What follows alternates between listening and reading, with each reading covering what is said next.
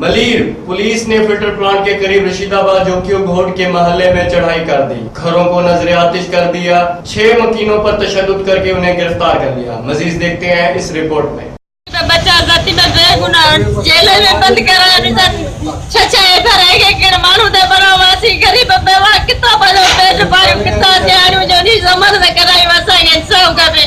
मुक्तेरा सागे बेगुनाह फसायो अरशद से जुल्म करे रात की पुलिस द्वारा विरोधी गरीब के नासी मानी करे के मजबूर है बच्चा निकल पे चुपल वासी के नाम से को कारणवारो पारणवारो कोने असा जो सब करे सी बेवस लाचार है असा यो को बदले में सब को दे अल्लाह का दुआ है सब करे सब मुश्किल ना जुल्म मगर रात में आया मगर कुत्ता मारो बचाइए अल्लाह बड़ा बशीर का जुल्म का ऊपर बचाओ तेरा मुझे जान बचाए आप मुझे कोर जगह गोट में रखो करेगी जान बचाए ले मुझे खतरा है मुझे मारी ना मुझे बचाओ मारा चला मिस्किन बेवा है हम लड़ी हमने साफ करो हम लाचार हम के जंदर लाभ के लड़ी करा जिते दी ना मुझे कितने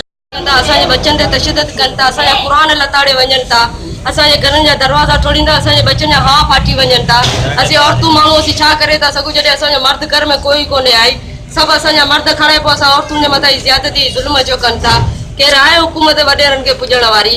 हाणे जॾहिं वॾेरनि खां हुकूमत एॾो डिॼे थी त पोइ असां ग़रीबनि जो छा थींदो असीं ग़रीब केॾांहुं वञूं कहिड़ो दर वञी खड़कायूं असीं जॾहिं को थाणे वारो असांजो एफआईआर ई न पिया खणनि हर कोई चए थो मुख़्तियार जो नालो कढो अर्शद जो नालो कढो असांखे पैसा ॾियो असीं किथां पैसा आणियूं असांजा 4 छोकिरा अॻे जेलनि में वेठा असीं किथां वकीलनि खे पैसा ॾियूं असीं किथां कोर्टुनि जा पैसा भरियूं